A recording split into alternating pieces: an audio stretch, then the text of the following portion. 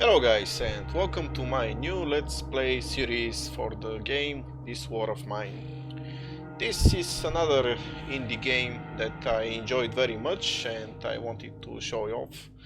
I played it about a year ago, and recently I played again to remind myself what it was about before making this Let's Play series. This game is what's called a war simulator, but it doesn't try to glorify the war like most games. It's not about strategic battles on the battlefield. This is more like a very realistic depiction of war in uh, a city setting where it shows how it affects the common people and how it shows all the harsh realities of life with the lack of law, scavenging, crime, people doing their best to survive, even doing some immoral things in order to make it out alive. Anyway, I think it was a very interesting game, very compelling. The genre is a bit like a survival game. It kind of reminds me of Don't Starve, although I really like it better than Don't Starve since it's more, it has more structure, it's more streamlined, and it doesn't have such a steep learning curve as Don't Starve. It's not like so much sandbox. It's pretty much gives you more of an idea what to do. And yeah, let's get started. I think that's all I have to say as an intro for now. Let's I guess, yeah, let's try another try. This is what is called as the new game. So as you can see here, you can choose any of the preset scenarios. I think they all differ in terms of which characters you control. So basically this is a game in which you control several survivors, several scavengers in a war-torn country. And here I have beaten the game several times with several different groups, several different scenarios. And I was wondering which one I would pick for this playthrough, and I think I'd like to pick this one because I believe this one is probably the easiest for starters, and I could choose to try a tougher one, but honestly it's not necessarily going to result in a better game experience. For instance, this one, you start with only one survivor. It's going to be very difficult and it's going to make you play very unconventionally. Anyway, so let's start. Yeah, so I had started one game, but we're going to lose it. So, as you're going to see, day one, yeah. So the game has like an internal clock, and time passes, and each day is like one time unit. Although time is even more granulated, I think time passes in intervals of 10 minutes, as you see. So here we have, as you can see, a very run-down house destroyed by... first of all, it's abandoned and it's destroyed by the shells of the war. And here we have like I guess, the cover story. Okay, so here are our three survivors, the three characters that we are going to control. Let's see, how long has this siege lasted? It's hard to say when every day is a struggle for survival. The city is crawling with snipers. Shelling is ordinary business almost every night. Phones don't work. There is a shortage of food and meds, and many people are left homeless. Bruno and Marco have always been good friends, so when the war broke out, they decided to stick together. They met Pavle while scavenging for supplies. He used to be Portugal's star football player. Now he's just another homeless victim of war, so they teamed up hoping for the best. So actually Pogoren. Pogoren is the country actually where this, or the city, I don't know. I'm pretty sure actually it's probably the country where the game takes place in, and as you can see it's torn by civil war. And here are the 3 survivors that we're going to control. Let's see. Oh, okay, if I pause I cannot really show anything. So, the game kind of requires you to move quickly, so I'll do things and then I can explain them later. So first of all, so those 3 characters are like, have just found this house and they are trying to explore it. So, as you can see, and those places where they had this hand icon, there are places where you can scavenge for various materials. For instance, here we have herbs. As you can see, this can be used to make herbal meditations and throw up cigarettes. So medication is going to be important for us to keep healthy, and throw up cigarettes are actually a very good currency item in the time of war for barter, and also actually they can raise the morale. And here we also have parts, like both mechanical parts and electrical parts, which we can use to build stuff. So let's grab them. So as you can see here, we search different locations and here we keep them in our inventory. So let's see, let's actually, oops, no, not you, you're closer. So this is a boarded door which takes some time to open up. Let's see, what else can we do? Okay, here we have a locked door, so actually I think here we can scavenge. Okay, so those are piles of rubble which take even more time to go through. Okay, so here are some other materials that we are going to use. So components. So the 2 most commonly used materials are going to be components and wood, and these are going to be used to build all sorts of things. So components are basically just like things like nails and duct tape that are used to you know, just to bind things together and keep them together. And wood is basically used for building material, and later on it's going to be used also for fuel. So let's grab them. And let's scavenge this wardrobe as well. And let's send this survivor called Bruno to... Okay, so here. And we got our first food. So this is raw food. It's basically just like, I guess it's red meat or whatever they have in like such a place. I doubt it's going to be chicken. But yeah, this is food that can be cooked, and food is going to be very important for our survival. Let's grab them. Okay, so now let me explain. Those are piles of rubble. As you can see, it's going to take some time to go through them. So let's go here, and also okay, all those places are locked. So, oh, okay, so we have some more things to scavenge. So with this guy, here we're going to see... Okay, let's first scavenge those things, and this is clean water. Clean water is also going to be very important later on. Okay, so you see we have a simple workshop. This is one of the different, I guess, not building, workstations that we can use. And here we can build various things to make our shelter, the building that we decided to take shelter in a better condition.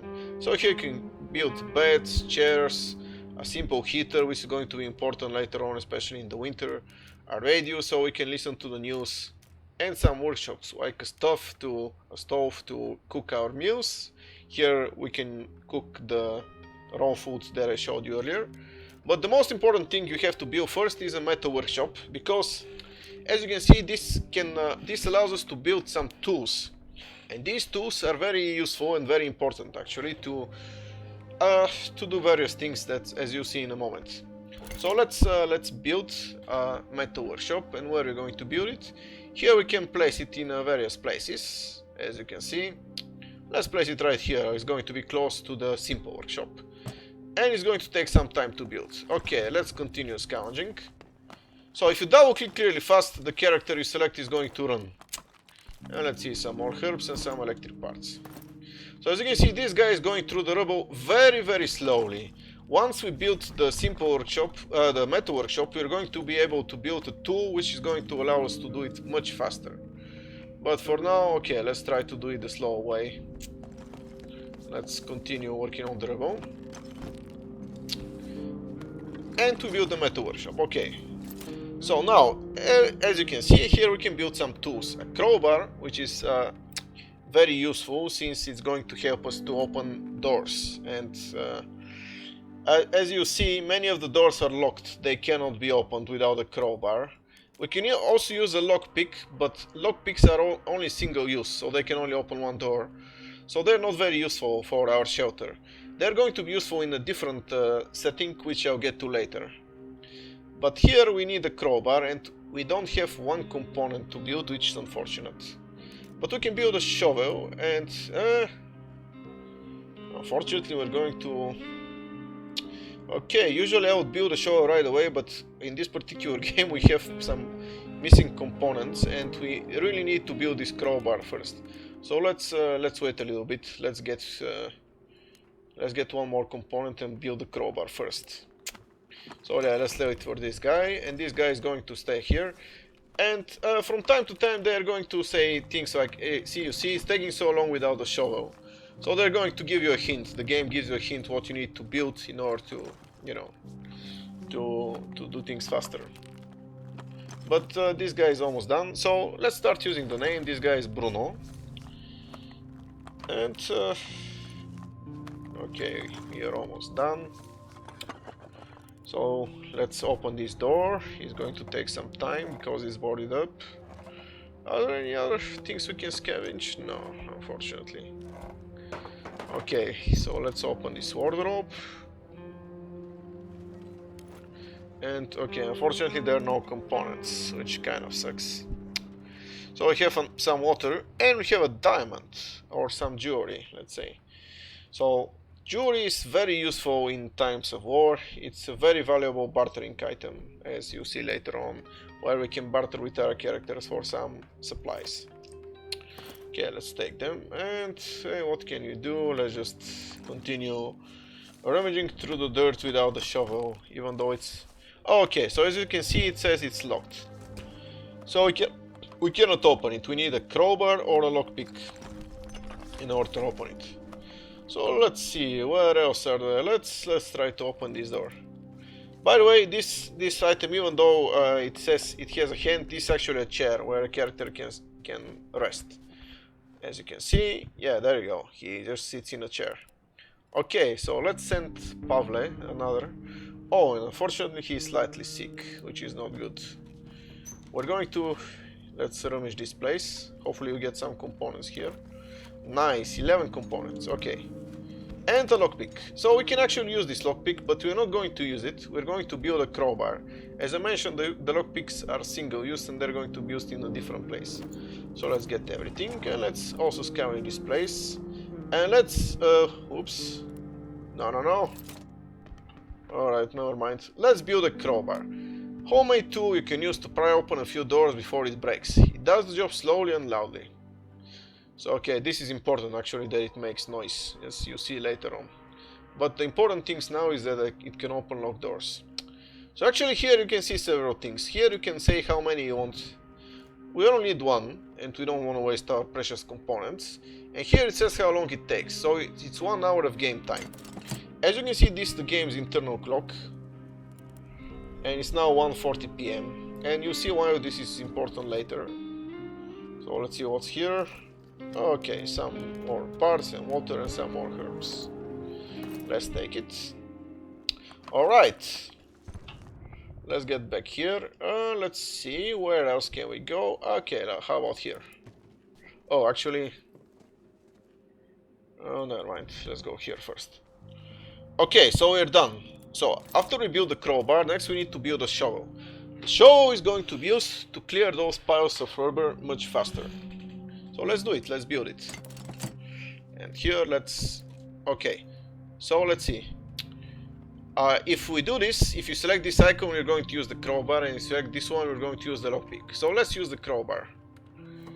And we are trying to open it up. should be able to do it really quickly, and by the time it's finished, this scavenger called Marco will have built the shovel as well. Okay. So, fortunately we have only one shovel. So you see this guy is using it. He says the shovel is doing a good job. But this guy is not using it since there's only one. But never mind. It's going to be okay. He's almost done anyway. So now only one of them can use the crowbar. As you can see, he is using it. So now, see, the crowbar icon is gone. But let's send Marco. Oh no, okay. Let's send him to open this door as well. This locked door. Okay, so he's done. Let's see what's here. Ah, okay, so we have some medications. Nice, okay. And we have some books. So, the books are basically used to keep the morale up. And morale is very important in this game, in time of war. So it's good, they're good for to give the survivors, the scavengers, something to do while to just pass the time. Alright. So let's see, let's open this door. Alright, and this guy unfortunately will have to wait, since the only one crowbar can be used. Let's see. Alright, let's open this one, and let's use the shovel to clear this rubble. Let's see, actually, do we have enough... let's try to build a bed, since it's going to be important. Let's see, do we have enough materials? No, we don't, that's unfortunate, we're lacking 3 components. Alright, never mind. Hopefully we can find some components in the last remaining places. Let's see here. No, only books and water. Okay, how about here? Okay, so as you see, time passes. It's already 6:20 p.m. So... and this guy is slightly wounded, which is also pretty bad. Alright, let's see. Hopefully we have some components. No. Okay, so I guess we need to scavenge in order to be able to build a bed. So okay, so these are bandages. They're used to treat wounds, and these are medications. They're used to help in sickness. So okay, so as you can see, this survivor Marco is slightly wounded, so let's send him get bandaged. And this guy was slightly sick, so let's have him use some medication. Unfortunately, I was hoping we had more stuff in the shelter. Unfortunately, we don't, in this particular game, don't have that much. But never mind, we're going to... and see, it says here on mats. Okay, so it's 8 p.m. almost. So now you see, it's already nighttime. So, the game cycles between daytime and nighttime. During the day, we basically inhabit our shelter, and we build things, and we rest, and we eat, basically, and we, like, I guess, do some things for entertainment from time to time. During the night, we can do several different things. We can scavenge to get some resources, since, as you can see, as you probably saw, we already scavenged everything that was in our shelter, and we need more stuff in order to build what we need. So here we can scavenge those 3 different locations. Okay, so here it says, here is like a short description of the scavenging location, and here are the various materials that we can get from this place, and what the amount there is. So we have some food, a huge amount of materials, which is very good since we need materials to build things, some medication, a huge amount of weapons, and lots of parts. And as well, as you can see in the other location, there are different things. Now, not all the places are safe. For instance, let's say this is the ghost house. It's basically a good starting location to scavenge. A man who lived there used to give shelter to people in need. He either died or fled after his home had been ravaged by mortar fire. Since then, the house stands abandoned, and neighborhood kids say that it's haunted. Haha, okay, so we don't believe in ghosts. But it's good that the house is abandoned. Basically, it means it's safe to scavenge there. Here we have a ruined villa. They say some people still live there. Against all odds, they must have some supplies stocked, like canned food and possibly bandages or medicine. But I don't want to trade. If we're desperate, we can try to steal from them. So, unlike this place is inhabited, which means we're going to encounter people there. And usually this might be dangerous. Basically, those people might be armed. In this case, it doesn't say here danger or caution advised, so they're probably not. I mean, but still they're people, and it says here we cannot trade with them, so we're going to need to steal. So stealing is another action that has like an effect on people. Let's see, and here we have a semi-detached house. Half of it is a ruin, but there are people living in the other half. They don't seem friendly. At night you can sometimes hear shots fired from there. We could probably scour the abandoned pond for supplies if we manage to sneak past the inhabited part. So here it says danger. So this place you can actually get hurt or even get killed. So there are people who are actually armed there. So we gotta be careful. So first we're going to scavenge the ghost house since it's the safest, then the ruin viewer, and when we scavenge both those places and taken all the resources they have to offer, only then we're going to go to a semi-detached house. Okay, so let's go to the ghost house. So here we can select several things. We can order different actions for each of our scavengers. So here you see like those numbers, they represent how much each of those scavengers can carry. So obviously Marco, so actually let me just say something more about our scavengers. Each one of them has a special ability. So for instance, Bruno is a good cook, Marco is a skilled scavenger, and Pavle is a fast runner. So as you can see, Marco has the highest number of storage space, which is very important when scavenging. So we're going to send Marco to scavenge. You can actually send only one person to scavenge, by the way. And we're going to send him to the ghost house. So the rest, they can either sleep or guard. Actually, it doesn't make sense to sleep when we don't have a bed. As you see later on, they will rest, but they're not going to rest well. So I guess it might make sense for both of them to guard, but actually... Okay, so why do you need to guard? Because sometimes you can get attacked during the night and we need to leave people for guards. Unfortunately, yeah, I don't know. Let's have Pavle sleep actually this time, because I don't think you can get attacked during the first night, but nevertheless let's have one of us guard. And he's going to, because he's slightly sick.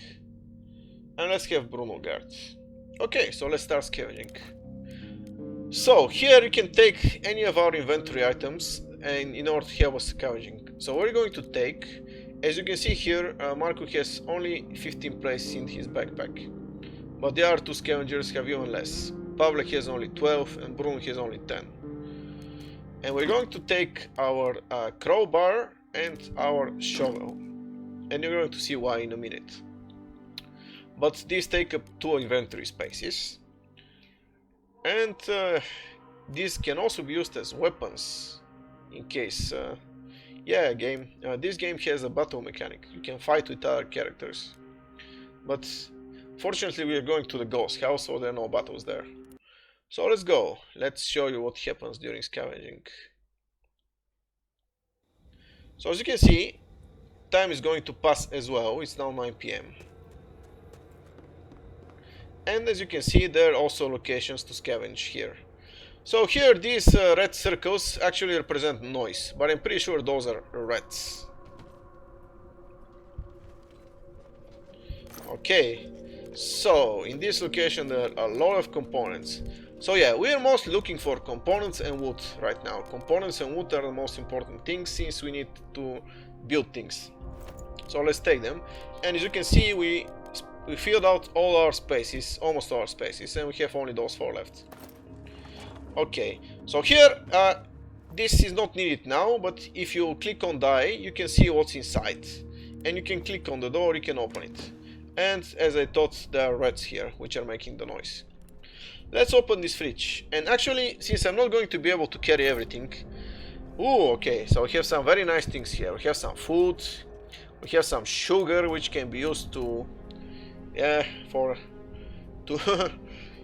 to do some crafting, as you'll see later on, and to brew some liquor, some moonshine liquor, which is going to be a very valuable commodity, and some clean water, which is also going to be very good.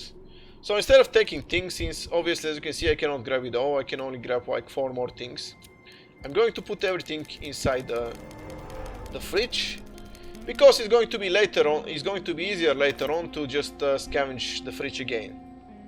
So let's see, what else is there here? Let's open this boarded door.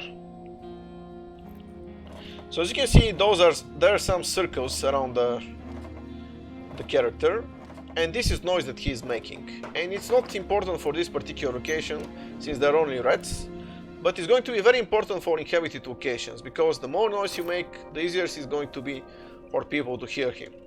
Okay, so here we find some coffee and some fertilizer. So coffee is just like a commodity which can be traded, but it's also going to raise the morale of people who drink coffee. And we have some weapon parts as well, which can be, let's say, some gunpowder, which can be used to build weapons later on. Let's take everything. Let's see, so the magnifying glass usually points your attention to some quest item or even to some flavor text, I don't know. I think here this is just some flavor text, let's read it. Dear Subira, just when I managed to reach this country we thought to be safe, it was too plunged into war. Don't worry though, I'm fine. I write this letter waiting for a man who can smuggle me to safety in his boat. I will then apply for the asylum as soon as I get it. I'll bring you here and we'll be together again, away from war and misery. Hang on and pray for me. Coffee. Okay, so you can see you find various notes like that from the people who used to live here. So as you can see, this is why we brought the crowbar, because here there are some locked doors as well, so we're going to use the crowbar to open them and find out what's in here. Okay, and we have some more places to scavenge, nice. And we're going to take everything, and I think now we have everything, we have our hands full, so let's go back to the fridge and dump them there. Okay, this is purely for convenience sake. Let's dump everything. Alright, let's go back here. Alright, let's scavenge this place as well. Alright. And can we go to the top floor? No, okay. Let's go downstairs, let's see. Come on. Oh, okay, so we had to jump to the hole. And here's another boarded door, let's open it. Okay. Okay, let's scavenge this location. Alright, we are filled again. Let's go back to the fringe and dump everything. Okay, are you kidding me? You don't know how to get there? Sure you know. So I'm doing this because we're going to visit, we're not going to be able to get everything in one night. We're going to visit this location later on as well, so I don't want to go through all the place again. I just want everything to be in one place, and we're just going to get to the fridge and just get whatever we need. So let's see, was there anything else there? I think not, but yeah. Okay, so here, see what's this? This is a representation of a metal grate. I could get through his door if I had a saw blade. So a saw blade is another tool that we can build later on, and we can get through this. But for now we cannot. So we're just going to get, and here as you can see there are some more things to scavenge, but unfortunately currently we don't have a saw blade, so we cannot reach them. Let's see, can we go here? Probably not. And there's nothing here, so let's see. So I think that's everything. So we scavenged everything that we were able to without the saw blade.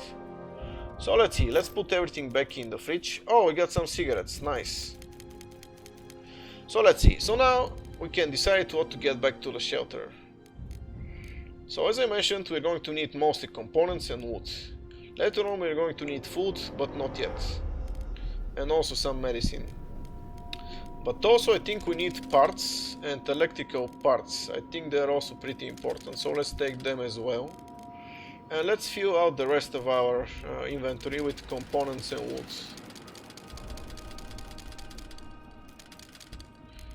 Let's see, some wood. Nice, okay. Let's actually get some more wood. So I have 20 components and 12 wood. And let's see, let's go. We're going to go back to our shelter now. Actually, we have until the morning. I think until 5 a.m. in the morning to scavenge. And if we're not back in the shelter, basically if we don't click this icon or run to exit, it's going to be trouble. But we don't have to worry about it now. Okay, Marco is back.